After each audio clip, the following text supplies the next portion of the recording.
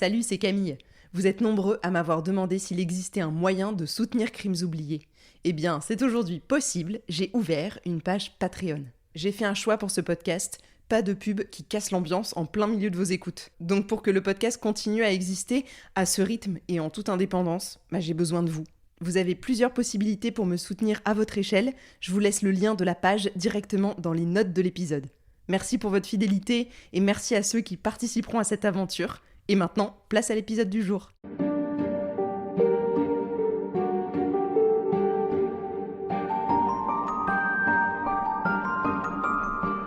Les Bahamas en 1943, c'est un paradis tropical, des plages de sable blanc, des villas ombragées par les palmiers et un cadavre.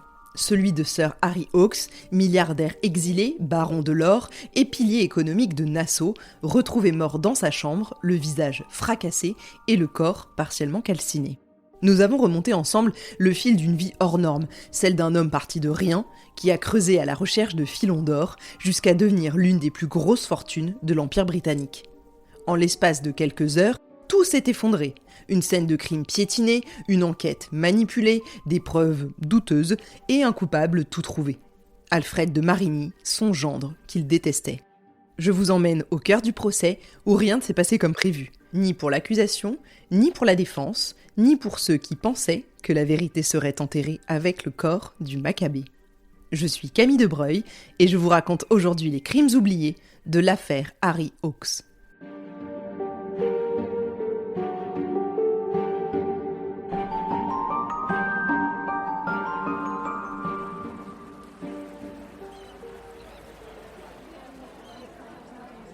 Nous sommes le 1er octobre 1943.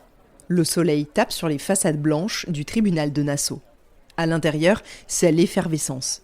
La salle d'audience principale, ordinairement vide ou presque, est pleine à craquer. Il y a les journalistes, certains venus de Londres, d'autres de New York ou même de La Havane. Il y a aussi les notables locaux, les curieux et les inévitables mondains venus assister à l'un des événements les plus attendus de l'année, ou même du siècle pour une île comme celle-ci. J'exagère à peine. Le parquet craque sous les pas, les ventilateurs tournent sans conviction au plafond, l'air est moite, saturé d'une terrible tension. Sur le banc des accusés, Alfred de Marigny est là. Costume impeccable, raie parfaitement tracée. Il ne baisse pas les yeux. À ses côtés, son avocat principal, Godfrey Higgs, membre du barreau des Bahamas, est réputé pour son intelligence tactique autant que pour son sens de la répartie. En face, pour représenter l'accusation, Eric Hallinan, le procureur général de la colonie britannique, un homme prudent, formé au droit anglais et particulièrement mal à l'aise dans ce dossier bancal qui lui a été imposé par la pression politique plus que par les preuves du dossier. Hallinan n'a pas mené l'enquête, il n'a pas choisi les charges et il n'a pas participé à l'analyse des preuves. Son rôle est celui de l'institution, représenter la couronne devant un jury, quel que soit le contenu du dossier. C'est donc presque à reculons qu'il prend la parole, coincé entre les désirs du gouverneur et les faiblesses criantes d'un acte d'accusation qu'il sait fragile. À quelques rangs derrière Alfred, Nancy Hawks, sa femme, fidèle au poste. Depuis le début de l'affaire, elle n'a jamais vacillé. 19 ans à peine, mais déjà une colonne vertébrale d'acier et une force que ce soit devant les juges ou devant les médias qui impressionne. Sa présence quotidienne à la prison, ses prises de parole répétées dans la presse internationale, son refus de fuir, tout ça a forcé le respect, même chez ceux qui ne croient pas à l'innocence d'Alfred. Et je tiens à rappeler que c'est quand même la fille préférée, soi-disant, de la victime, ce bon Harry Hawks. Ça y est, le juge entre, on se lève et c'est le silence. L'audience est officiellement ouverte. Mais dans les couloirs du tribunal, comme dans les clubs de Bay Street, tout le monde le sait déjà, ce procès n'est pas un procès ordinaire. C'est une opération politique, un écran de fumée, un dernier espoir de sauver la face pour le duc de Windsor et l'administration coloniale. Et pour Alfred de Marigny, c'est peut-être la dernière chance d'éviter la potence.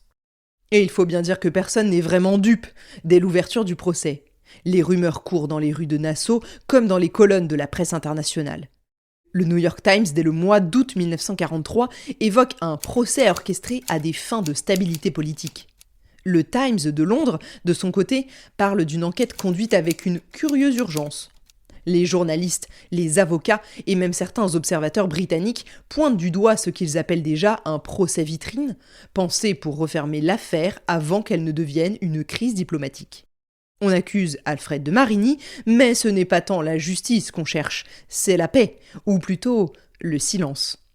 Celui qui étouffe les questions embarrassantes, les complicités frauduleuses et peut-être même les failles du système colonial lui-même. Dès les premières heures du procès, une chose devient évidente. Le dossier de l'accusation est une maison de paille. Il repose entièrement sur une seule preuve. Vous l'avez, c'est l'empreinte d'Alfred de Marigny sur la moustiquaire. Mais cette fameuse empreinte n'a jamais été photographiée, jamais vérifiée par un expert, et son apparition reste entourée de mystères. Un à un, les témoins à charge apparaissent pour ce qu'ils sont, des figures fragiles, peu fiables, souvent liées à l'administration ou aux intérêts du duc lui-même. Vous parlez d'un conflit d'intérêts. Certains sont carrément contredits par les faits, d'autres semblent avoir appris leur rôle comme un script et comme de bons petits soldats. Godfrey Higgs, l'avocat d'Alfred de Marigny, ne les laisse pas respirer. Il expose les contradictions, les imprécisions, les absurdités même, et redonne au procès un sens de la justice que beaucoup pensaient disparu. En quelques jours, l'accusation vacille déjà, et dans le public, même les plus sceptiques commencent à douter de la culpabilité de ce coupable trop parfait que rien n'accuse vraiment pourtant. Le 20 octobre 1943, après 3 semaines d'audience, le jury rend son verdict. L'attente dure près de 4 heures. Dans la salle, chacun retient son souffle.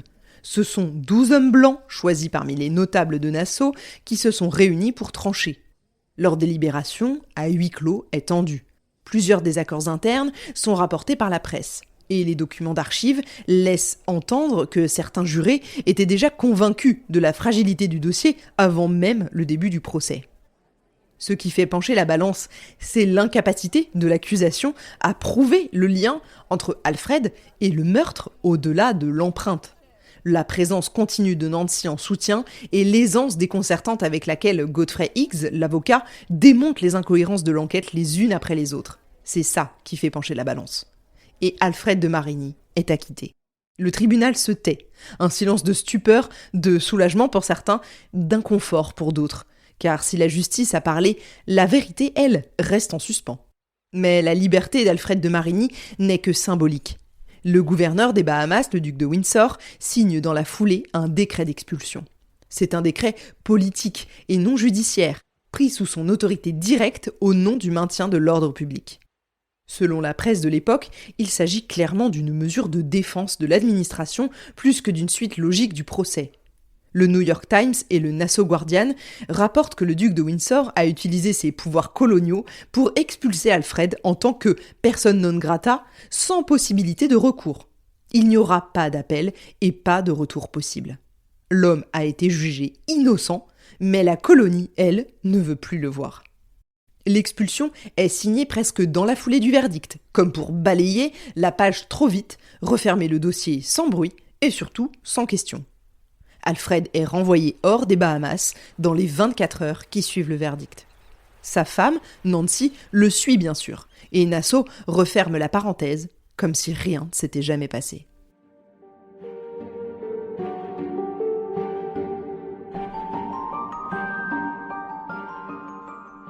L'affaire Hawkes reste encore aujourd'hui une énigme. Je suis désolée, c'est un peu un cold case, car si Alfred de Marigny a été lavé de tout soupçon, mais qui a tué Sir Harry ? Plusieurs théories circulent. Un règlement de compte lié à des affaires troubles, des tensions avec des financiers puissants de l'île, voire une vengeance politique. Certains avancent même l'hypothèse d'une implication indirecte du duc de Windsor, soit par négligence, soit par volonté d'étouffer une affaire plus vaste encore. Après la mort de son père, Nancy se sépare d'Alfred vers 1945 et divorce. La vérité, elle est enterrée avec Sir Harry dans un cimetière déjà oublié de Nassau. Eunice est aujourd'hui enterrée près de lui, décédée en 1988 à l'âge de 92 ans. Alfred est mort quant à lui en 1998 à 85 ans et Nancy en 2005 à 80 ans. Après le procès, le duc de Windsor termine son mandat dans la plus grande discrétion. Il quitte les Bahamas en 1945 sans se retourner. Sa carrière politique, déjà brisée par son abdication en 1936 pour épouser Wallis Simpson, ne se relèvera jamais de l'affaire Hawks.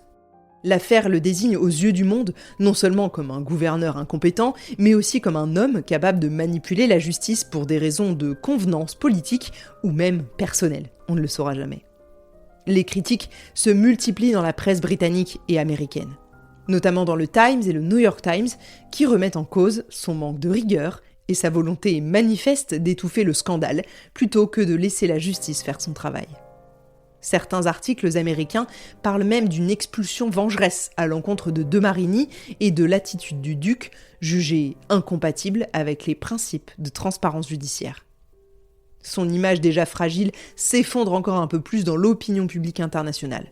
Le scandale aura pour effet de ternir définitivement le rôle colonial que la couronne lui avait confié, et il ne retrouvera jamais de poste politique ou diplomatique par la suite.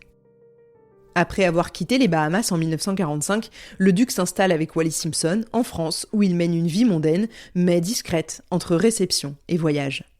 Il publie ses mémoires en 1951, intitulées A King's Story, mais ne reçoit jamais de nouvelles missions de la part du gouvernement britannique. Sa vie publique s'efface peu à peu, marquée par l'échec de ses ambitions politiques et la méfiance durable de la couronne. Il meurt en 1972 à Paris, loin du trône qu'il avait abandonné et loin du scandale des Bahamas qu'il n'a jamais vraiment commenté.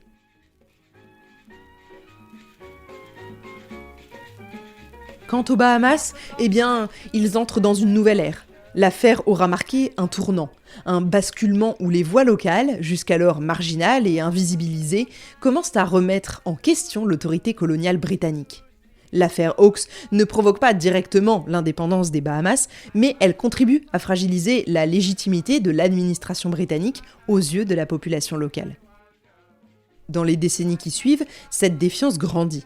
Les mouvements nationalistes se renforcent, notamment avec la montée en puissance du Parti progressiste libéral dans les années 50. Les revendications d'autonomie se font de plus en plus pressantes, jusqu'à ce que les Bahamas obtiennent finalement leur indépendance le 10 juillet 1973, 30 ans après la mort de Harry Hawks. Aujourd'hui, Nassau est une ville animée, touristique, en apparence paisible. Mais pour qui prend le temps d'écouter, le fantôme de Sir Harry plane toujours dans les couloirs de Westbourne et dans les doutes laissés par une justice qui, ce jour-là, n'a peut-être fait qu'écrire un scénario soigneusement préparé. Je pense que vous l'aurez compris, on ne sait pas grand-chose de la mort mystérieuse de cet homme puissant, si ce n'est que vu la manière dont son corps a été retrouvé, on a voulu faire bien plus que simplement le tuer. Les coups d'une violence inouïe, l'insecticide et finalement l'immolation par le feu, ça ressemble plutôt à une haine féroce destinée à l'effacer complètement de la surface de la Terre.